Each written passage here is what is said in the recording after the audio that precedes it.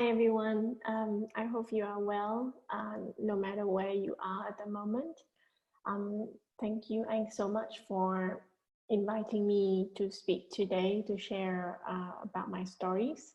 I am Linh and I'm living in Melbourne, Australia at the moment with my husband.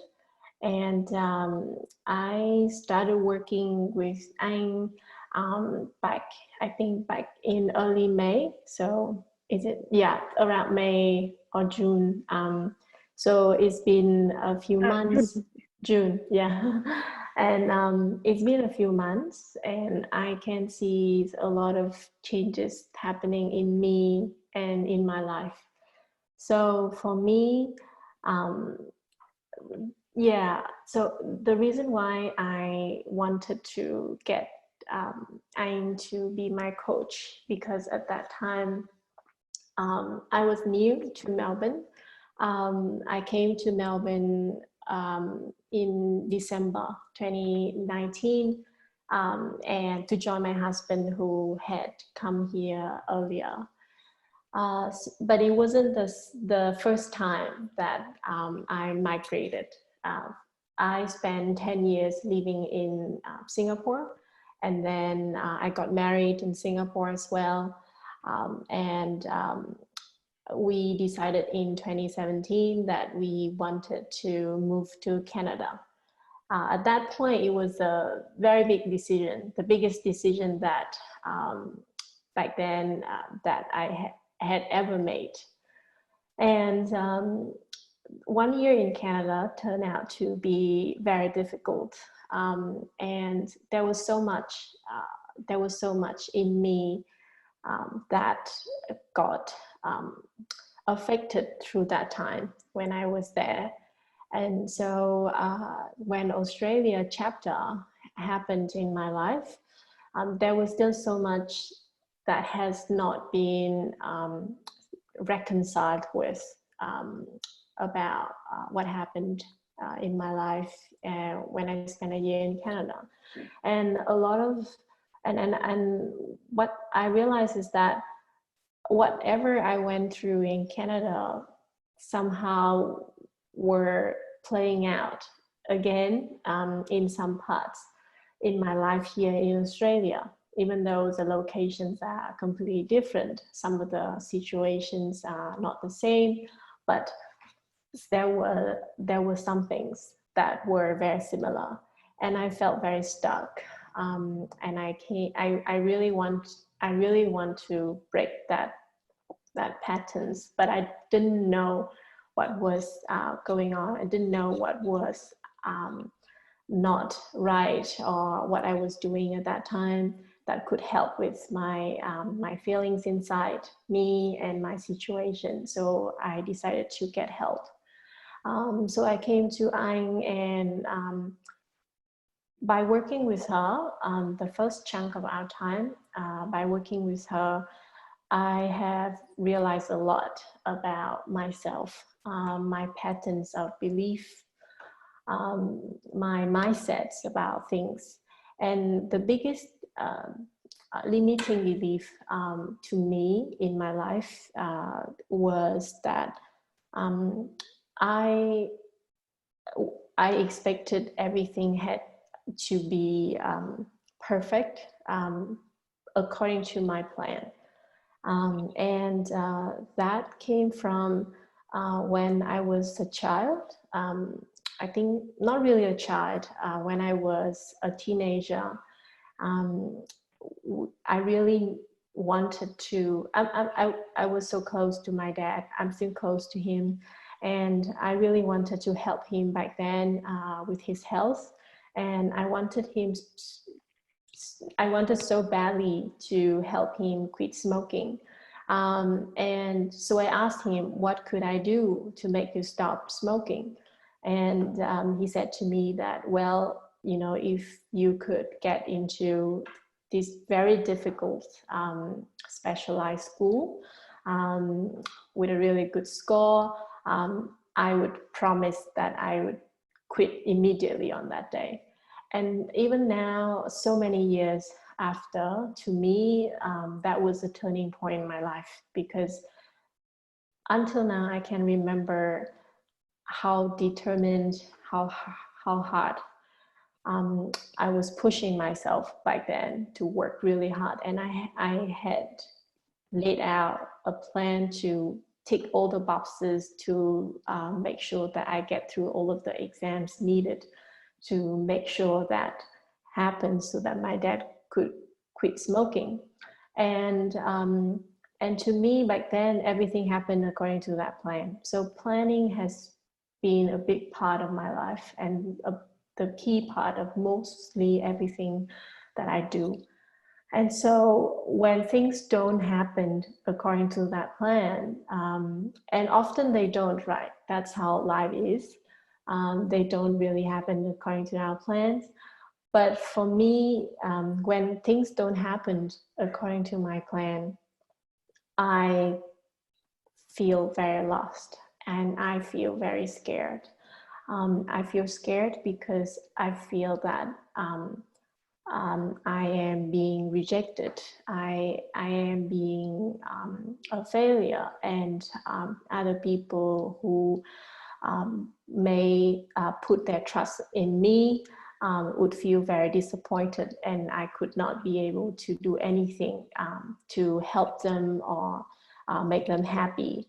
So that has been the pattern in my life. So for us, when we decided to move to Canada, it was a very big move, moving from a country that we were so familiar with to a country that we barely knew anything about.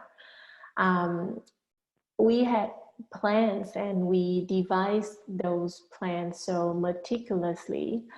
And when we arrived at that place, and there were so many hiccups. Nothing was actually happening according to what we were planning. And for me, every single time when that happened, I felt rejected. To me, rejections back then were just simply failures of reflection of my capabilities. And I felt that I was disappointing disappointing a lot of people. Even though none of the people in my life was putting any pressure on me at all, but I was just feeling so down and beaten up. I had compared myself to the life I had in Singapore when I was a very successful professional, to the life that I was having back then in Canada, meeting a lot of rejections. Little did I know back then that those rejections were not rejections, but they were redirections. They were redirecting me to a turning point or a different point in my life where things actually meant for the best for me. But because I kept planning, nothing went according to my plan. And a lot of the over planning made me stop seeing the creative solutions, made me stop seeing what could be the better things that could turn out from these results. And when I were working with Anh, and she asked me all those questions about, so how did I feel now looking back then? And did anything major would come out of all those rejections? And actually nothing really major, it's just how I perceived those results as something that clearly reflecting myself. And I think that's the first biggest limiting belief, that is, when things don't go according to what I plan, it means that I'm not good enough, and I am a disappointment to other people. Yes. Yes. Yeah. And share with us. Yeah, thank you, Linh, for sharing that also very vulnerable stories and how you realize that. I know that still deep down the feeling still there for you. But you start to like untangle that one and share with us like how you start to surrender more and how you start to see like things can happen to you easier. Yeah. So this year has been a significant year for me. It's not so much about what's happening in my life in terms of events, but it's a lot more about what's happening inside me. And when I began to do a lot of reflection activities, reflection questioning, self-inquiry with Anh, I realized that things doesn't have to be so hard. Not everything has to be like a struggle. And a lot of the struggle that I have had in my life comes from my need to control how things could turn out, control how things would become. But when I released that need to control the outcomes, to know that things would happen this way, that I would get this, I would get that, I would become this, I would become that, that feelings of lightness arrives in me when I can release that need of controlling. And I decided to just take a chance, do an experiment to just let things happen. That I would try my best to do what I can and then leave the rest for the universe. And somehow we would meet halfway. And I do my part, and the universe will take care of the other things. So the experiment was we really needed to move out of our previous living arrangement. And it was it's still under heavy restrictions here in Melbourne because of COVID-19. And there we were not able to view any of the places that we liked. So everything was simply just virtual. And but I just had this belief that, I would try my best to look up locations, do research, but I will trust that the universe will guide me to choose the right place. That's exactly what my husband and I decided to do. We went to talk to a lot of people and just say what would their recommendation for an area, and we went to just do research on them online, and we nailed down 2 places. And the first place we contacted, we were really hopeful for it, and but it was rejected. Our application was not successful, and at that point, I remember that day when I saw the outcome email. I felt, oh no, this is not good. And I caught myself thinking those thoughts. It was similar to my previous, behavior. And I just took a few deep breaths, and I said to myself that I would just sit on it tonight and not think about it. And the next morning, I felt so much better. And I thought, how about this is a redirection for us to arrive at the place that's meant for us. So we decided to keep looking.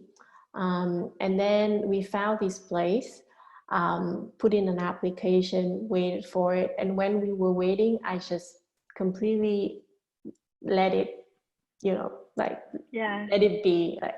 I didn't think too much about it. And then the outcome came, and we got the place straight away. Mm-hmm. And we waited 2 weeks to be able to see it. And when I arrived at that place, at this place where I'm living right now, it is everything that I had imagined in my mind about what I would like for my home could be. It is very, very similar to what I had in mind.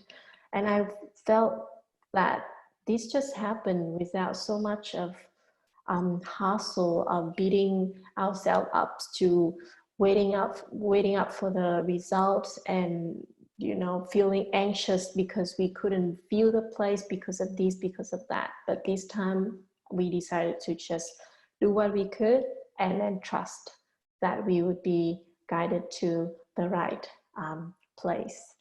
And that's something that I have come to appreciate.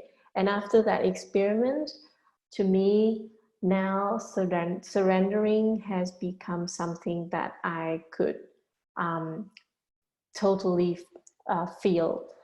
It's still a process, but I know the difference between not doing anything and then trusting politely, just polite trust, and doing just enough, enjoy the doing, and then just flow with it, and let things happen. Yeah. Oh, beautiful, Linh. Yeah, thank you so much. It is such a nice, like by surrendering, Linh has achieved even more than she thought. I remember like at first when they first came to me, she asked me what surrendering means. and then because she was so scared, like surrender means doing nothing. She was so scared. No, I just want to do something. I cannot just sit there and do nothing. And I said that no, surrender doesn't mean that you do not do anything. It means that you try your best, but you do let go of the expectation that things should come the way you want. And then that's so magical. Like now, Linh has embraced it a lot. And also share with us about your exam. It's the same things as well. And another thing that I realized about surrendering is that actually my need to control the how the outcome would be is more about me being scared. My control to stick to the plan, to have a plan, and hoping and expecting that everything happened to it, is more about me feeling scared that it would not come, or it would not be successful, and I would be disappointed, etc. So it actually comes from fear. It doesn't come from the passion to do that particular thing, to create that particular thing. And when I can just release and surrender my control and the need to struggle, I feel more empowered. I feel more supported. And that's exactly what happened with my exam. I wanted to pass my certification exam in my work, and to pass that certification exam, usually you need to spend 2 months studying very intensely for it. And I started with the determination that I would make this work. Midway through, my work became extremely hectic with a lot of projects, and also there are other personal projects going on in my life as well. And I wasn't able to study as much as I had planned or I had wished to. And I remember 2 weeks before the exam, my thought was, let's just try my best.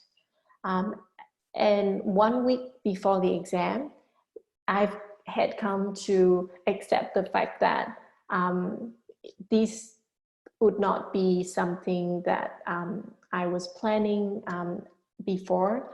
So how about I just trust whatever I had managed to study, and also trust in my own actual experience of working in this subject matter, and just trust with those two things will enable me to give this exam a great shot. Whether I would succeed or not, it was not reflecting anything about me, because I have been trying my very best in my own capacity.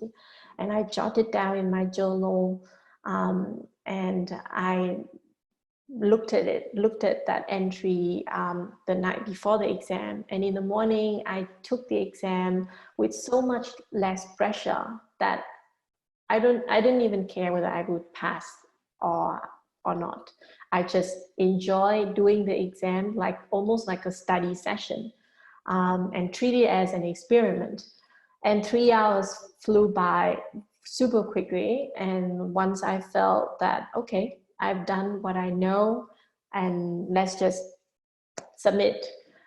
And then after I submit, about 15 minutes later, I got the result, and I passed. And I got the testing report, and it showed every single section of the different topic area, and I did so much better than I had thought. And a lot of the areas that were in the exam, I did not study, but it came from my own work experience. And I realized that, yeah, that's how it is. Like when I could trust in myself and release the struggle, the anxiety, the expectation, and just enjoy the doing and being in it, then it would just come. Yeah, that's why Ling is really like an example of what I say is like we are truly a diamond already inside, but then it's just like the fear, the struggle, and all of that cover us. That when we're facing something so serious, we tend to block ourselves, and that's when we think that we are not good enough. But like we all have the answers already inside us. But we just need to like remove all the unnecessary like fear or anxiety or thought or controlling, and then it will just come out.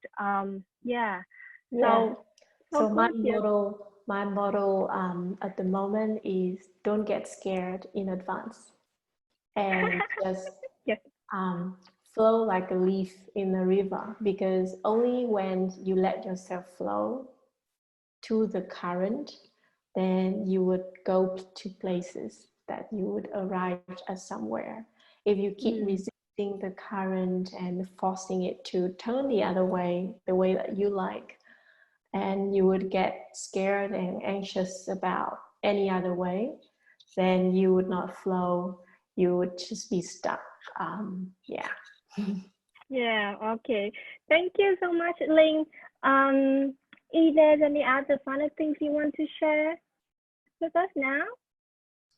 I think that's all. That's all right. No, I think there's a lot of other things that Ling has breakthrough, but there's these two. It's really a concrete example of how you can see that you can just release the mindset and change the mindset, understand why you have that kind of mindset, and you can definitely have a very beautiful life.